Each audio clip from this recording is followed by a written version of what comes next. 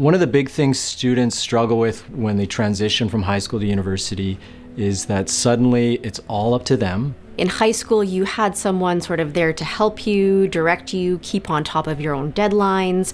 In university, it's much more self-driven and more independent. Professors will expect more of you. They won't sort of chase after you as much as they might have in, say, high school.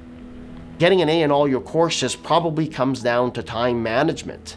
You really need to be responsible for your own work and how you do in your classes. Compared to high school, teachers will probably ask you about how you're doing, maybe nag you a little bit to make sure you have things done on time. But on university, you really need to work on time management as well as making sure that you meet all those deadlines. I was a terrible procrastinator when I was a student, and it worked up until a point. And then once I hit that, third, fourth year level, I just couldn't do it anymore. At the beginning of the term, once professors give course outlines, I create like a Google sheet with all the deadlines, all the assignments, and I color code them and arrange them in order of their due dates so I know what I'm working towards, so I'm able to start ahead of time. I think a day planner and a schedule goes a long way. In the evening, before the next day, I would plan out what I'm going to be doing the next day, because you have a lot going on, and you have class at this time, you have work at that time, and you're going to study during these hours, and make sure you stick to it. Put away your phone, turn it off. Because the phone is such a distraction, so I put it away from me, turn it on silent, turn it off, put it away, give it to somebody else to hold on. Once my phone is on Do Not Disturb and I put my phone in my closet, I'm going to study for 3 hours, and I think it takes a lot of discipline. I say to my students that you should expect to be studying 8 hours outside of class every week on that one subject. You can't learn the material unless you sit down and actually do the work independently yourself. I don't just listen to professor, I keep a note and I use a paper-based note because I think if I write something, I can remember it more. During the lecture, I'd be furiously taking notes, and immediately after the lecture, I spend a lot of time revising my notes to make them as complete as possible, to make them as legible as possible, and filling in the gaps as much as I can. And I found that active process of constantly reinforcing the knowledge and keeping it fresh and having notes you can look back and they're easy to read have been instrumental to my success. I would also say a successful student is a resilient student. Sometimes you will fall short, and it's all about how you handle that. So even if you're really good, failure's going to come. You have to be able to handle it, first of all, and then to learn from it. You're gonna fail some classes, you're gonna not do good on some tests, it's fine, you kind of learn as you go. It is funny because people think that their instructors and professors are were the perfect students and knew everything, how to do everything exactly right, but that is definitely not the case. I don't know one professor who did not have an academic struggle. When I went for my master's degree at U of M, I was kind of behind, and it was really intimidating, and there were a lot of students there who knew more than I did.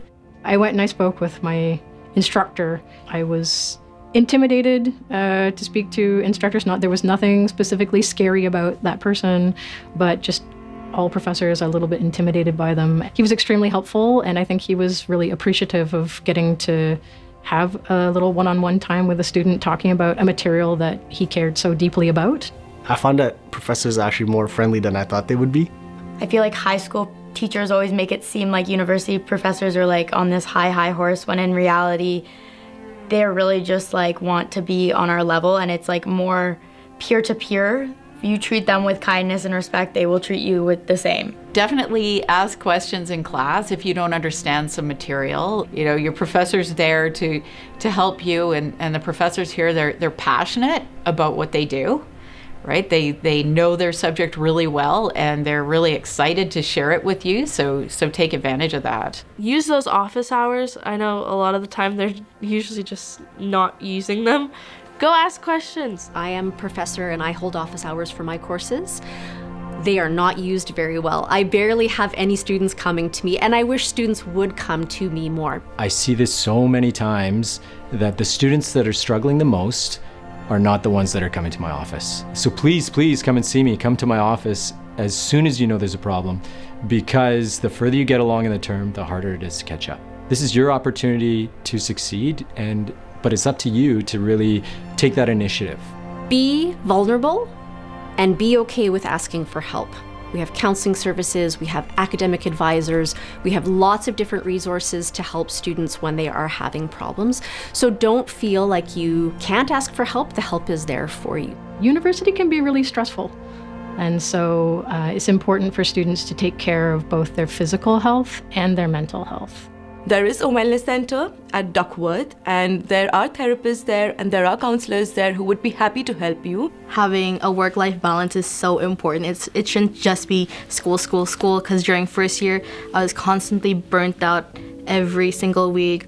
You don't really realize you're hitting burnout until you've hit it, and then it's hard to come back from it. Don't overcommit to things and be realistic with your own time management so that you know that you are able to give your best effort towards all the things that you want to do, but still be able to do the things you have to do. The way I try to do it is when I'm at school, I don't even think about work. I just think about school. And then when I get into work, I just kind of forget about school, because if I'm worrying about work and school at the same time, I'm just going to be stressed out, and I'm not going to be able to do either well. It's important to not give up the basics. So that's proper nutrition, that's sleeping well, and especially exercising. Get some sleep. That's always something that I just see students sacrifice sleep left and right, and I do it too, but you're going to do so much better as a student over the long term if you get a good night's sleep before that exam. If I see myself going into like a down slope, I try my best to just like pause, take a breather, just like eat whatever, sleep if I need to. I take at least one day off every week and go out with my friends, do stuff I like. I have a group of friends and we just kind of divide our time. When we have to party, we party. When we have to go out, we go out. But when it comes to studying, we make sure that we also study as a group. It will never be easier to meet people with common interests, to make friends. The experience of university is so much more than just sitting in class, taking notes. It's this really cool time in your life where all these opportunities are open to you, and you just have to go out there and find them.